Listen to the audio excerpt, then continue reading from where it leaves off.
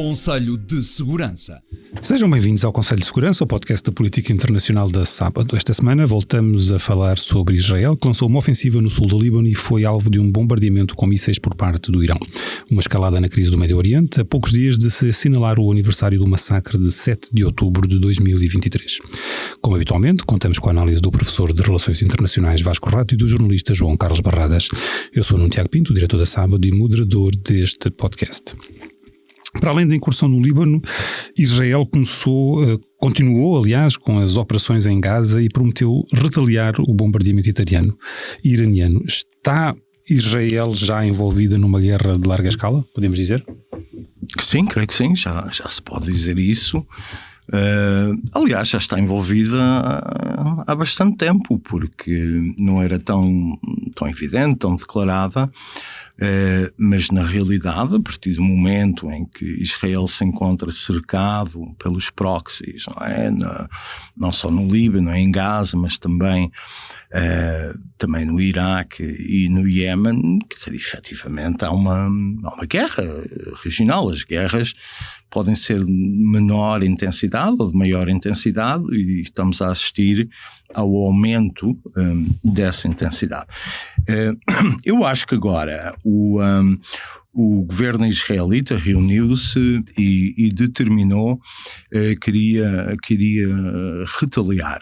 E, portanto, a questão agora que eu acho que é mais interessante, mais significativa é em que termos é que se fará essa retaliação e se a retaliação passa pela destruição ou pela degradação do programa nuclear iraniano.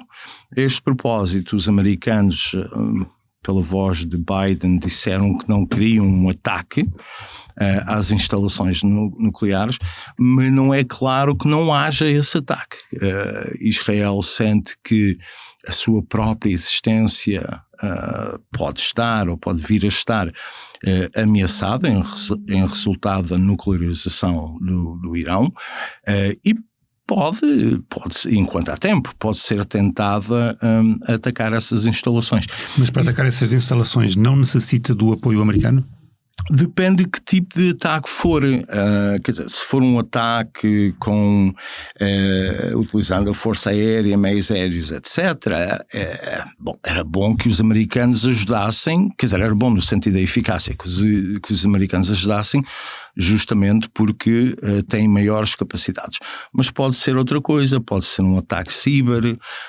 Eu recordo que há anos, não consigo precisar em que ano é que foi, mas há anos, os israelitas introduziram um vírus, não sei se é um worm é bem um vírus, não é, mas pronto, mas introduziram no sistema para degradar, para corromper o programa.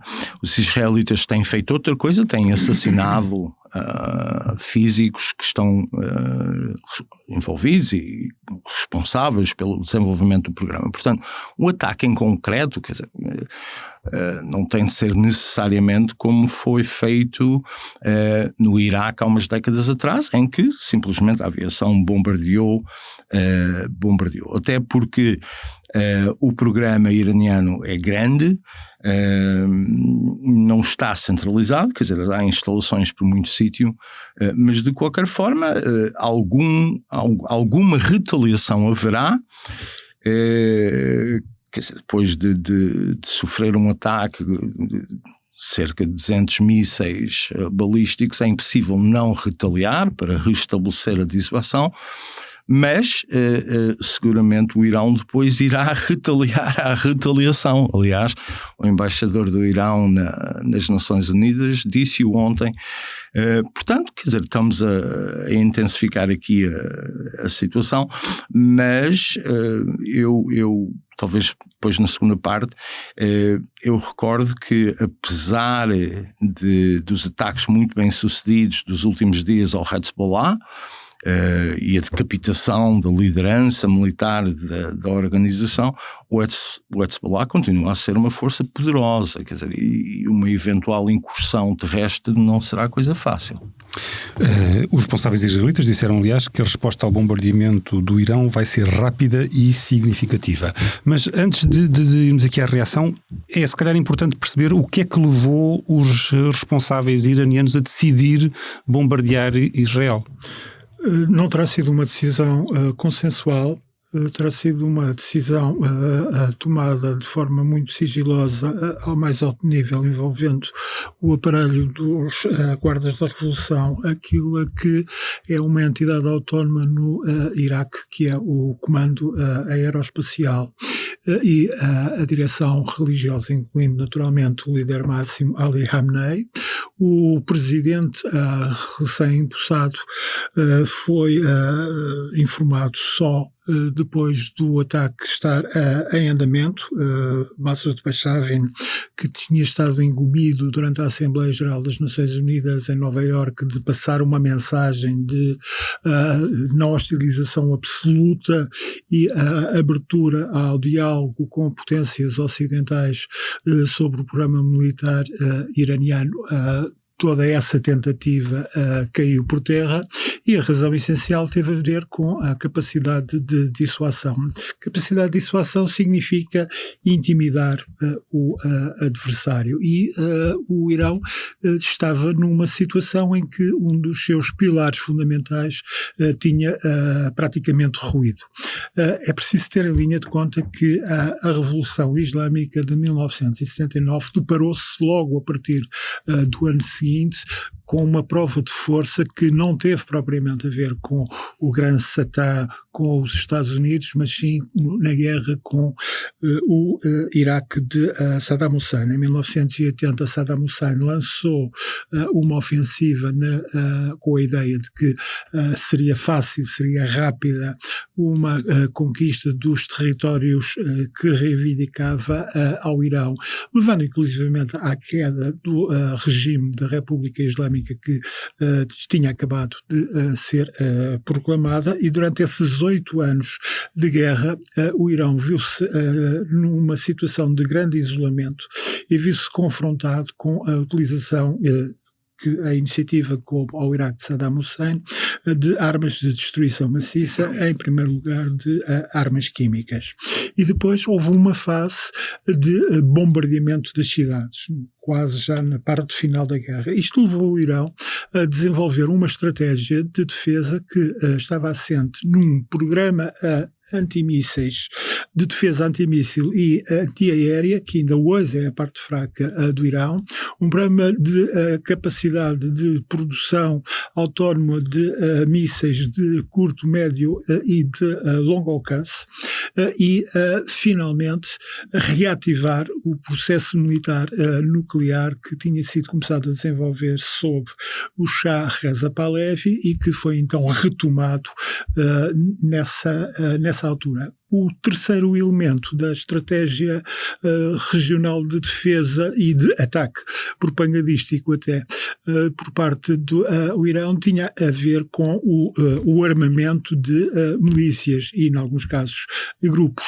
terroristas junto de países vizinhos, de modo a poder intimidar aquilo que era considerado um inimigo histórico, o Estado judaico, por um lado, as monarquias do Golfo e regimes que tendencialmente pudessem desenvolver ações subversivas contra o Irão. Foi isso que levou a aproveitar o desenvolvimento de um movimento de resistência xiita no Líbano, que deu origem ao Hezbollah. Foi isso que levou também ao apoio e ao financiamento a toda uma série de milícias em revolta contra o regime de Saddam Hussein no Iraque e a tentativas de destabilização, utilizando as minorias xiitas no nordeste da Arábia Saudita e no Bahrein. Esta foi a linha estratégica que passou a ser seguida pelo Irão, e ela depois esteve em causa a partir do momento em que um dos seus pilares fundamentais, o Hezbollah, sofreu golpes tão fortes como aqueles que ocorreram ao longo das últimas semanas. O Hezbollah tem ainda capacidade de resistência e como se viu, assim que Israel iniciou a sua ofensiva no sul do Líbano, repetindo, aliás, aquilo que já tinha ocorrido em 2003, começou logo por sofrer fortes baixas.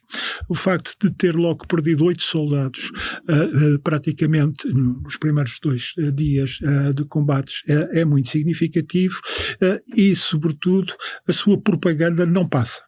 Não passa por uma razão muito simples. Quando se diz que se vai impor o respeito por uma declaração, por uma imposição das Nações Unidas, ou seja, da desmilitarização de uma faixa no sul do Líbano, porque esta interessa a Israel, ignora outras, como por exemplo acesso humanitário a Gaza ou a não expansão de colonatos, mas esta interessa a Israel. Isto implica ter uma forte presença no terreno e uma presença que vai ser continuada, por uma razão muito simples, porque é necessário que unidades de engenharia estejam presentes no terreno para poder destruir ou obstruir a rede de túneis construída pelo Hezbollah. Ora, as unidades de engenharia só podem entrar em ação muito mais tarde e com forte cobertura de defesa para realizarem esse trabalho. Portanto, esta presença militar, esta invasão, não é uma operação limitada, é uma operação que tenderá ao ilimitado e é uma operação que implica a presença e controle efetivo de uma faixa significativa do sul do Líbano durante o tempo que for considerado necessário para destruir a rede de túneis. Rede de túneis que é construída em solo montanhoso, em solo de arenito, de granito, ao contrário da rede de túneis de Gaza, que ainda agora estão as forças israelitas a acabar o processo de destruição, e estamos a falar de um processo que em Gaza enfrenta muito menos obstáculos daquilo que enfrenta no sul do Líbano. Portanto, e o que é que Israel... Isto implicou que o Irão, confrontado com este drama que era perder uma das suas forças de intimidação, ou seja, o Hezbollah, e não podendo contar com as milícias xiitas que estão presentes na Síria e no Iraque para desencadear de imediato ataques a Israel, tivesse feito uma prova de vida que se revelou relativamente eficaz. Relativamente eficaz? Eficaz porque provou que a saturação num ataque de mísseis consegue romper as 3 linhas de defesa antimísseis israelitas e que obriga necessariamente à cooperação de forças militares estrangeiras, designadamente à presença de meios de defesa antiaérea e antimísseis dos Estados Unidos na região, obriga uma vez mais à participação subsidiariamente também da França e da Grã-Bretanha. Implica também a cooperação por parte de Estados vizinhos como a Jordânia e implica direito de passagem sem ser obstruído através do Iraque. Portanto, nesse aspecto a saturação foi relativamente conseguida. Uma parte dos mísseis conseguiram atingir alvos, inclusivamente em bases militares, e nunca nos podemos esquecer que tudo isto está sujeito à censura militar. Deixa-me interromper-te aí, João. Concordas com esta avaliação de que foi eficaz? Ou foi relativamente eficaz ou relativamente inofensivo? Foi tão eficaz como foi o ataque em abril, quer dizer, ou seja, pouco ou nada. Tanto quanto eu sei, não morreu ninguém. Mas é evidente morreu apenas um palestiniano atingido provavelmente por estilhaços, especialmente a essa abaixo. Mas vamos lá ver, quer dizer, há vários mísseis que caíram no mar em campos abertos. Porquê? Porque o sistema não abate todos os mísseis, quer dizer, até por causa de conservar as baterias, abate os mísseis que estão ou que potencialmente irão atingir uma zona mais ou menos sensível. Nesse sentido, não me parece que tivesse havido, quer dizer, acho que houve um que caiu em Rafa e outro perto de uma das sedes da Mossad, não sei quantos, mas quer dizer, não me parece que tenha sido eficaz, quer dizer, não gerou terror, não quebrou, não cobrou a vontade da opinião pública israelita, foi condenado por praticamente toda a gente, e aquilo que o João considera ser um aspecto negativo, eu considero ser um ponto positivo, isto é, não quebrou a aliança que apoia Israel, portanto os americanos lá estiveram, os franceses, os jordanos, e isso significa que não quebraram essa aliança, essa ajuda, mais uma vez, a meu ver, é um ponto positivo. Mas o ponto negativo que eu estou aqui a sublinhar tem a ver com uma questão que nunca podemos esquecer, que é a logística. Uma guerra feita de logística. Quando se enviam cerca de 200, vamos admitir que estes números estão corretos. 181, cerca acho que foi. de 184 claro. Era o cômputo oficial israelita. Mísseis.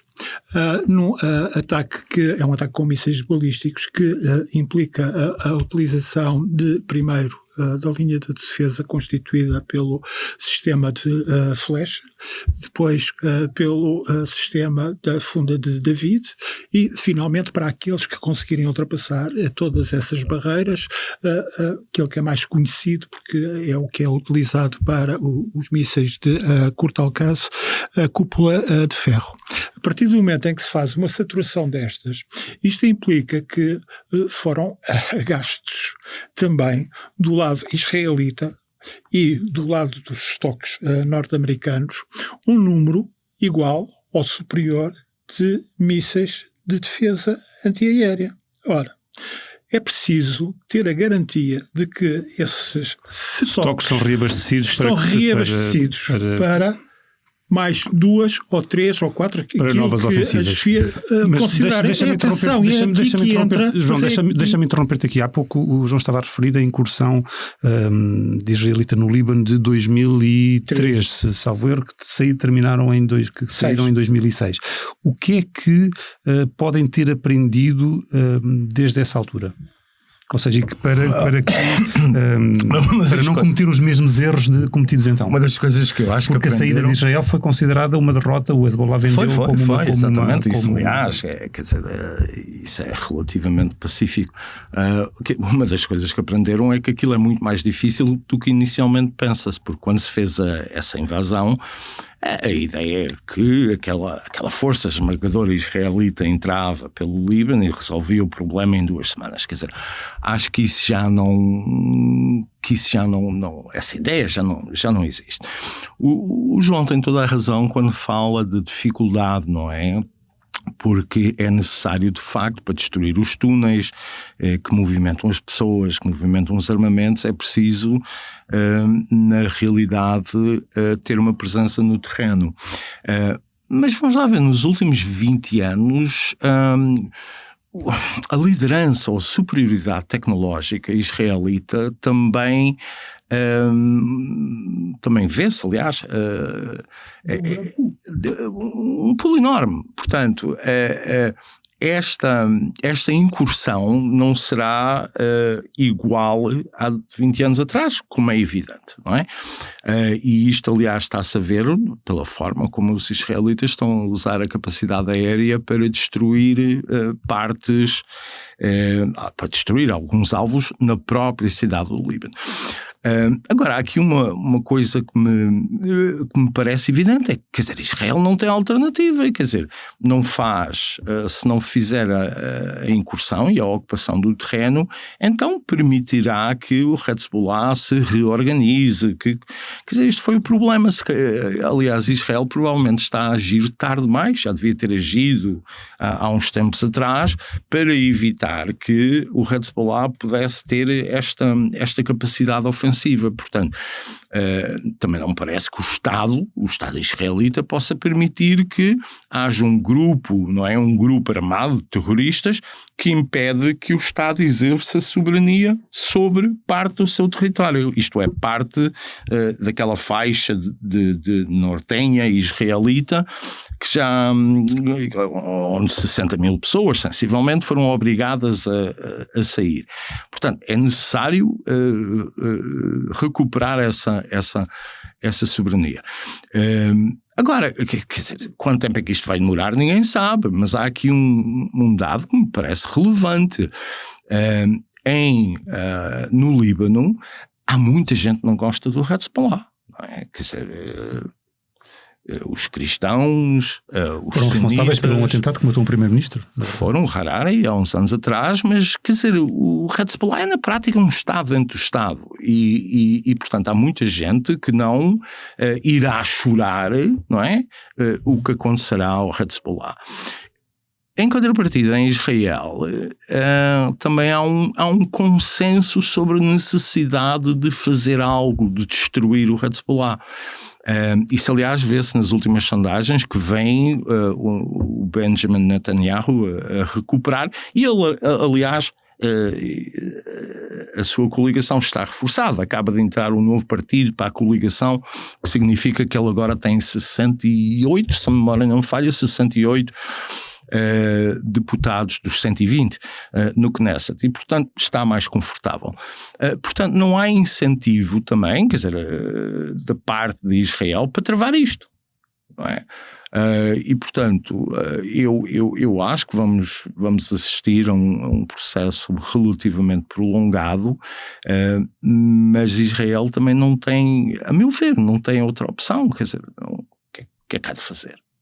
Não tem opção, não tem saídas políticas, não só Israel como os demais adversários, que também não têm saídas políticas. E nós estamos a gravar a uma quinta-feira, temos a noção de que muito provavelmente a tal retaliação israelita contra o Irão será realizada antes de dia 7, porque o dia 7 corresponde precisamente ao primeiro ano sobre o ataque terrorista do Hamas, ou seja, já a segunda-feira, e sabemos também que, apesar de estarem há bastante tempo definidos todos os cenários de ataque ao Irão, que há um braço de ferro diplomático e militar muito complicado neste momento, por causa da tal questão logística, porque apesar de a administração Biden ter sido sistematicamente humilhada por Benjamin Netanyahu, tem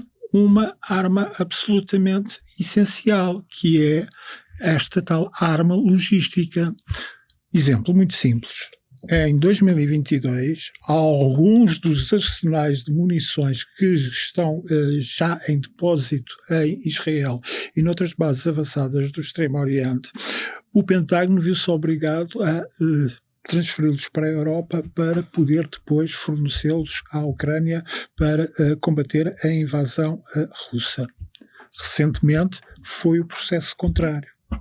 E aquilo a que estamos a assistir é que a margem de manobra norte-americana é tanto maior quanto mais tempo se prolongar esta guerra. Maior no sentido de pressão sobre a chefia militar e a política israelita, porque se não houver uma garantia de manutenção da linha de abastecimento logística de combustíveis, de armas e de munições, sobretudo para os mísseis, para o sistema de defesa antiaérea e antimíssil israelita, o Tel Aviv tem muitas limitações na maneira como poderá desencadear um ataque ao Irão. Porquê?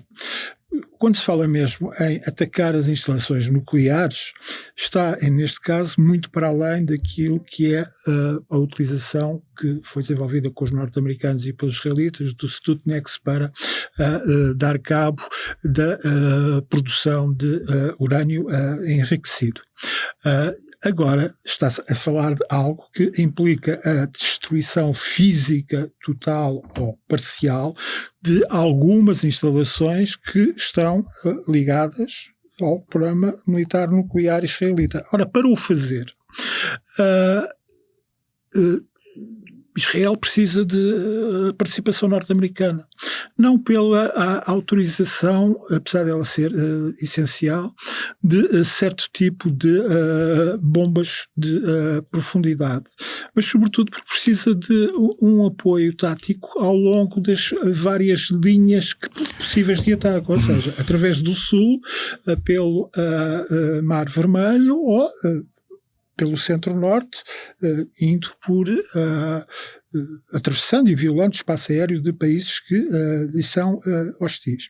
Isso só pode ser feito com o apoio dos Estados Unidos. Operações de tipo diferente sobre infraestruturas do Irão são mais fáceis de realizar por Israel. Quer utilizando os seus submarinos, nós temos tendência a esquecer que Israel é uma potência naval também, não é?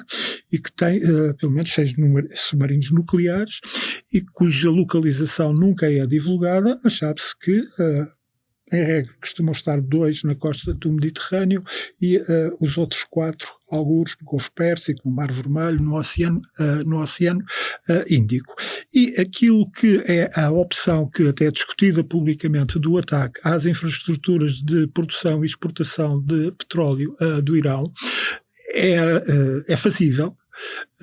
É relativamente fácil de concretizar por parte apenas da aviação israelita, mas levanta um problema complicadíssimo, é que isto prejudica o Irão, certo? Mas 98% da produção atual de petróleo do Irão destina-se à China. Ora, como é que este membro do Conselho de Segurança e país com fortes interesses no Golfo vai reagir com a destruição que se prolonga e que vai interromper durante longos meses os fornecimentos de petróleo do Irão, que são a preços de grande interesse para a China. Mesmo um aumento de produção que está em discussão por parte da Arábia Saudita levanta também problemas, porque se, por um lado, isto está a ter um efeito terrível e a complicar ainda mais o cálculo nas eleições norte-americanas, mas também com a Rússia e com a guerra na Ucrânia. E o Conselho de Segurança que discutiu o assunto justamente na quarta-feira e que esse bombardeamento israelita deu origem a um incidente diplomático depois de o ministro dos Negócios Estrangeiros de Israel declarar o secretário-geral da ONU, António Guterres, persona non grata e que acabou por impedi-lo de entrar também em Israel. Não me recordo de uma outra situação semelhante. Já vou ao Guterres. Só queria fazer aqui uma observação. Isto que o João está a dizer é correto, mas há um mas. Estamos a trabalhar com dados que são conhecidos, que foram verdadeiros no passado. Quer dizer, não sabemos se não terá havido ou se não há novos sistemas de armamentos, uma série de coisas, não é? Portanto, são sempre parciais os dados claro. Não, mas era só para sublinhar isso. Mas nós sabemos pelas últimas semanas que se calhar Israel toma-se pressa. Bom, quanto ao petróleo, não me parece que seja um problema, porque um dos cenários que está a ser equacionado é a destruição das infraestruturas petrolíferas, mas vamos lá ver, os mercados não reagiram a isto, quer dizer, o preço do petróleo nos mercados subiu 5%, creio que foi, e há neste momento excesso de oferta é essa que ainda se vai aprofundar com a produção. Mas só uma coisa, fica também a incógnita sobre se o Irão retaliará nesse caso e imediatamente sobre os campos petrolíferos da Arábia Saudita, que já se revelaram no passado, quando foram atacados pelos iranianos, altamente vulneráveis e que implicam outra vez a questão logística da defesa antiaérea norte-americana. Claro, mas isto só para sublinhar que há aqui, quer dizer, imponderáveis, obviamente, que podem ser decisivos e nós não conhecemos, estamos a trabalhar com a informação que temos. Agora, quanto a Guterres, vamos lá ver. Eu acho, quer dizer, é difícil pensar num secretário-geral das Nações Unidas tão inútil. Quer dizer, não é que o cargo seja particularmente útil, mas neste caso, quer dizer, há um excesso, quer dizer, desde o princípio do mandato, Guterres adotou uma postura politicamente correta, o woke, todos nós nos recordamos aquela capa da revista Time, com água pelos joelhos e está sempre, e convidou a Greta, quer dizer, a grande especialista, a Greta para lhe dar conselhos, não sei o quê, quer dizer, eu acho que todo o mandato tem sido uma coisa, nem quero adjetivar. Mas no que diz respeito a esta questão, é preciso enquadrar esta atitude de Israel. Israel já se tinha atirado a Guterres há uns tempos atrás, por causa daquela equivalência que ele fez. E neste caso concreto, Guterres não condena o ataque do Irão. O Irão ataca. Depois veio precisar a declaração e ou seja, não referiu o Irão, não é? Anda sempre a fazer as contas e a precisar coisas, não é? Errou mais uma vez, errou. E a sua coligação, a sua base de apoio das Nações Unidas são os países árabes e outros, e portanto isto é deliberado da parte de Guterres. Portanto, Guterres escolheu um dos lados. E os israelitas estão fartos da postura e disseram: você não é bem-vindo aqui. Pronto, é uma opção, quer dizer, a gente não tem necessariamente de concordar, mas é uma opção que se entende, porque Israel é sempre o palhaço na sala, não é? Que é sempre o país que é condenado por fazer um conjunto de coisas que outros fazem, muitas vezes piores. Quer dizer, o Guterres se calhar deve preocupar-se com a Rússia e com a violação da soberania da Ucrânia, não é? E portanto, esta atitude não me choca nada. Compreendo que os israelitas estejam mais do que saturados com a postura de Guterres, e Guterres tem responsabilidade. Eu sei que o Ministério dos Negócios Estrangeiros português ontem veio em defesa do nosso concidadão, quer dizer, que até se percebe, mas também se percebe também se percebe que já não haja paciência, não é? Para esta coisa de Guterres e a forma como ele conduz a organização, que aliás descredibiliza ainda mais a organização numa altura em que já está de veras descredibilizada. Entende-se realmente esta posição de Israel? A posição de Israel é de hostilização generalizada a todo o sistema das Nações Unidas, porque considera que as resoluções que são repetidamente adotadas pela Assembleia Geral e muitas das decisões que os seus aliados, sobretudo os Estados Unidos, se veem obrigados a vetar no Conselho de Segurança das Nações Unidas, têm um viés que é considerado antissionista, antissemita. Portanto, isto acentuou-se nos últimos anos, até porque Israel recusa às Nações Unidas qualquer papel significativo na condução de negociações políticas com os seus adversários inimigos ou com organizações terroristas, e portanto isto é apenas mais um passo naquilo que é uma atitude de Israel de repúdio generalizado, porque se considerar o patinho feio nas Nações Unidas. Mas é precisamente invocando uma dessas resoluções das Nações Unidas que Israel está agora a dizer que a resolução que foi adoptada para desmilitarizar o sul do Líbano, que estabeleceu uma força das Nações Unidas para supervisionar essa desmilitarização e que obriga a que outras forças que não o exército libanês, que é uma força reduzidíssima, quase simbólica, possam estar presentes numa faixa de território que chega quase até aos 30 quilómetros entre a fronteira norte de Israel e o rio Litani, que é preciso respeitar essa declaração das Nações Unidas. São padrões duplos de parte a parte. Tem padrões completamente duplos.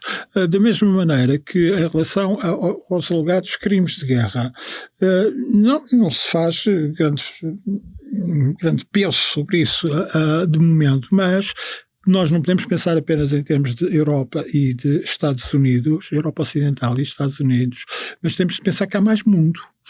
E o facto de Israel estar a utilizar bombas de fósforo nos bombardeamentos, aquilo que são áreas civis, é um crime de guerra. Alegadamente. Não, está a usar bombas de fósforo, já há prova mais que evidente disso através de filmagens que foram feitas nos últimos dias. Portanto, isto é algo que para nós não vai levantar problema de maior. Nós, digamos, quando pensamos em termos de política norte-americana e em termos de política da União Europeia, digamos assim, mas que tem um impacto tremendo quando vamos a considerar países como a Índia, como a Indonésia, como a África do Sul e por aí fora. Portanto, isto cria sempre gravíssimos problemas, mas Israel está a aproveitar-se agora de algo que é raríssimo a acontecer, que é o facto de termos uma administração norte-americana que está politicamente como que paralisada e altamente condicionada. O Vasco provavelmente desenvolverá isso já a seguir, mas este momento de ataque ao Irão é algo que vai fragilizar em imenso, seja que tipo de ataque for, seja que tipo de retaliação for, a candidata democrática que vai ter de tomar uma posição em relação a isso, que vai ser dúbia, naturalmente, ao contrário de Trump, que já tem agendado ainda por cima uma declaração grande para a próxima segunda-feira, dia 7, o tal aniversário do ataque terrorista do Hamas, e que vai fazer passar com mais facilidade a mensagem de que comigo isto não acontecia porque de mim tinham medo. Creio que será essa a mensagem, claro. Vasco, não? É um bocadinho mais grave no sentido em que quer dizer, Kamala Harris e Joe Biden têm vários grandes problemas em mão, não é? Quer dizer,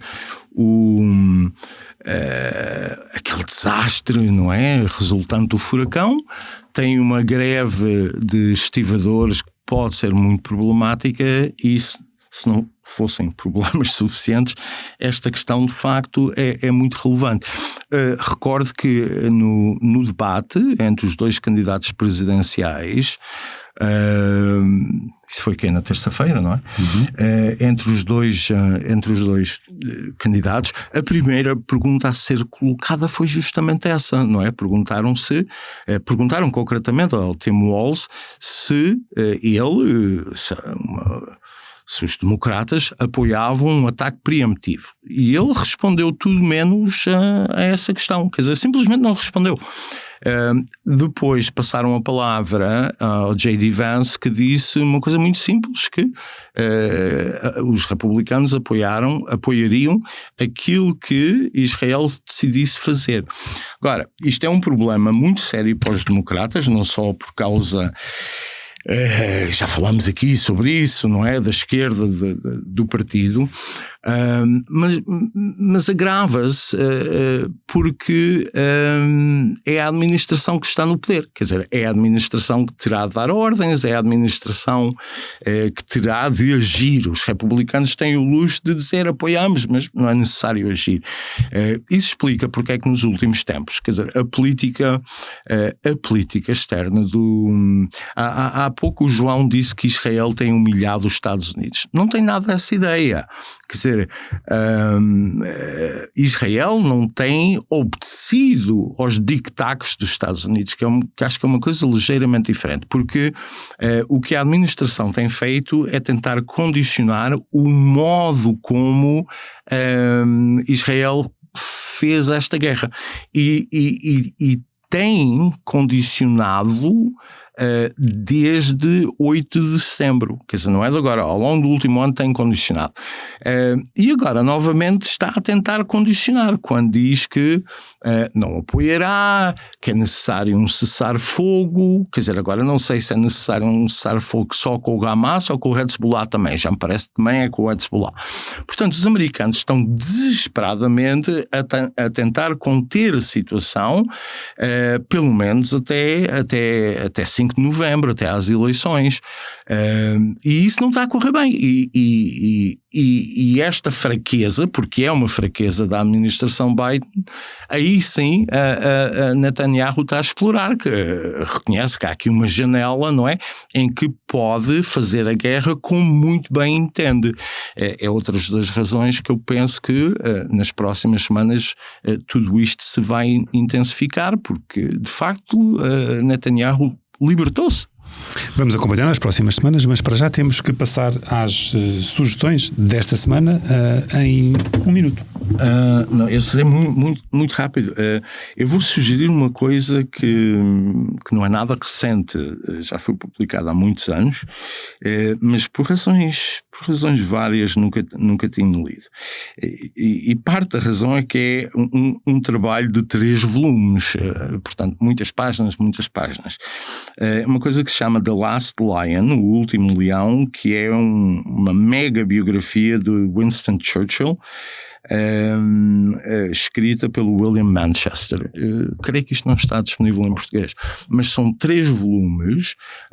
Eu confesso que vou a 3/4 do primeiro, mas tenciono ler os outros 2 porque há muitas biografias e algumas bastante boas de Churchill, mas a riqueza neste trabalho, a escrita, a ironia, quer dizer, isto é uma grande biografia, grande literalmente e figurativamente, mas para quem se interessa não só por Churchill, mas por este período, não é? Que abrange-se 80 e tal anos da história contemporânea europeia. João? Eu uma espécie de biografia intelectual coletiva de uma cidade de Viena, a tal Viena de Áustria. Foi editado no ano passado e agora traduzido em português pelas edições 70. É um livro de inglês, um jornalista, editor do Economist e historiador, Richard Cockett, e chama-se Viena como a cidade das ideias criou o mundo moderno. Poderá parecer estranho à partida que um jornalista e historiador que não fala alemão se lance numa aventura destas, mas ele documentou-se bem e ele está a falar precisamente do impacto daquele cadinho de ideias que foi Viena durante um período muito específico, entre a emancipação dos judeus no Império Austro-Húngaro em 1867 e que vai até a anexação por Hitler em 1938. Em Viena germinaram aquilo que são ideias muito especiais do século XX, desde o racismo germanista que teve os seus grandes criadores em Viena da Áustria e os seus grandes políticos, como o presidente da Câmara, Karl Lueger, que Hitler admirava imenso. Em Viena, Hitler falhou a sua carreira como pintor e em Viena, o que é que tornava distintiva esta cidade?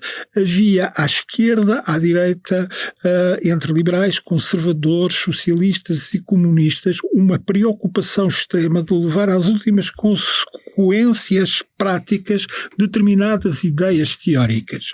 Isso foi-se ver não apenas com filósofos, mas com gente que depois veio a ter carreiras no estrangeiro tão distintas como Schumpeter, por exemplo, na economia. Sempre nós ouvirmos falar de empreendedores e empreendedorismo, é na obra de Schumpeter que vamos encontrar isso, como naquilo que é a revisão neoconservadora do liberalismo. Temos também um homem criado em Viena como a Hayek. Mas temos também quem inventou a ideia de centro comercial. Temos a linda Ariel Hammer, que foi uma inovadora, uma das muitas cientistas de Viena. Foi de Viena também que saiu a mulher que veio-se a tornar na grande revolucionária e inventora nos Estados Unidos dos estudos do mercado. Portanto, de Viena veio tudo isto e esta biografia Viena como a cidade das ideias criou o mundo é importante pela abordagem que dá para o mundo americano, mas não nos podemos esquecer do português. Nós aqui em Portugal temos a igreja de Nossa Senhora do Monte no Funchal, onde está sepultado o último imperador austro-húngaro, Carlos, em processo de beatificação. Não tivemos um impacto muito significativo em Portugal de imigrados de Viena, mas o Brasil teve, com um homem que foi o Otto Maria Carpo, infelizmente pouco conhecido em Portugal. Portanto, recomendo e calmo com este Viena como a cidade das ideias criou o mundo moderno. Obrigado aos dois. O Conselho de Segurança fica por aqui. Nas bancas está a mais recente edição da Sábado. Tem na capa uma reportagem com que explica como poderá garantir uma reforma dourada. Estaremos de volta para a semana. Entretanto, poderá ouvir-nos em todas as plataformas de podcasts, no site da Sábado e no canal do YouTube da Sábado. Obrigado por estar desse lado. Até para a semana.